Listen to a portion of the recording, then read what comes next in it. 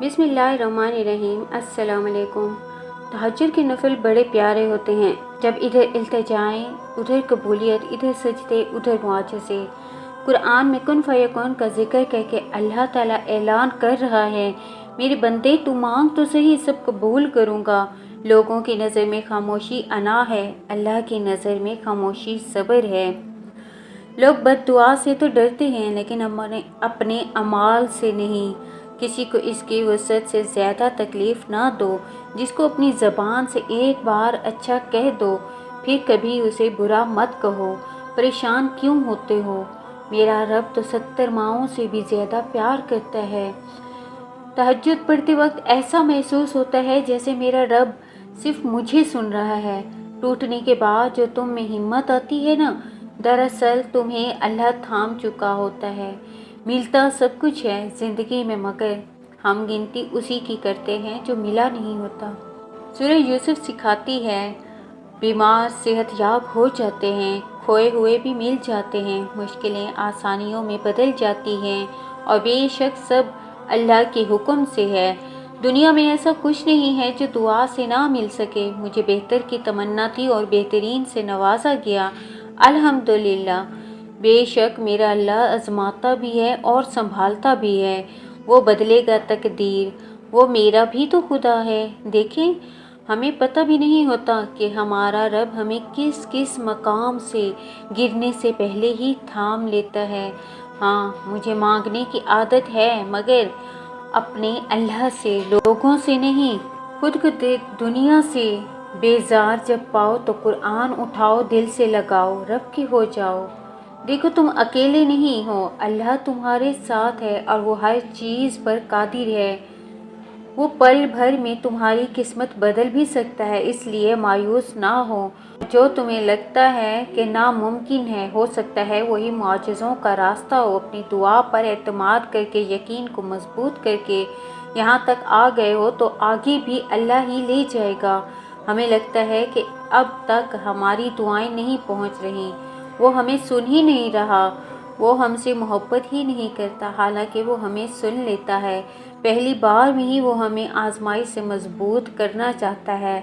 सबसे ज़्यादा आजमाइश भी तो उसी से मिलती है ना, जो हमारे दिल के करीब तरीन है।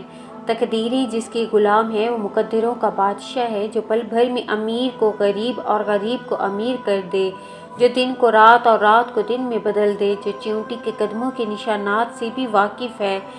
तो क्या वो तुम्हारे छोटे छोटे गमों से बेखबर हो सकता है? भला तुमने यहाँ तक इस पर यकीन रखा है तो आगे भी रखो। मिल जाएंगे हालात, वो मिलने के खुद तुम्हें रास्ते दिखाता है, तो ही तो तुम मांगने की तरकीबें सोच लेते हो। जिसे अल्लाह ने तुम्हारी रहनुमाई करके तुम्हें बताया था कि अल्लाह एक है, वो तन्हा खालिक है, सारी कुदरतें इसके रूबरू सजदा रेज होती हैं, बिल्कुल वैसे ही वो दुआओं की जानिब भी तुम्हारी रहनुमाई करता है। वो रब कह चुका है कि चाह भी नहीं, जब तक अल्लाह ना चाहे।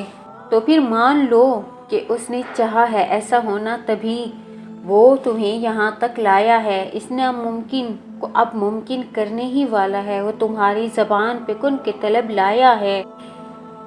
तहज्जुद पढ़ने वाले के लिए तो गैब से उतारे जाते हैं मुआजिज़े। रात की तारीकी में जब कोई शिद्दत से अल्लाह ताला को पुकारता है ना, तो इसकी जानिब मुतवज्जे हो जाता है सारे अर्श वाले। फिर अल्लाह फरमाता है, कहो क्या मांगते हो, कहो क्या फरियाद लाए हो, कहो क्यों रो रहे हो ए दिन भर मुस्कराने वाले।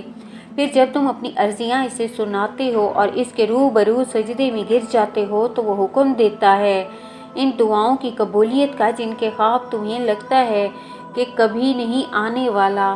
सूरह सजदा में है कि अल्लाह ताला फरमा रहा है, अल्लाह वो है जिसने आसमान और ज़मीन और जो कुछ भी इनके दरमियान है सबको 6 दिन में पैदा किया।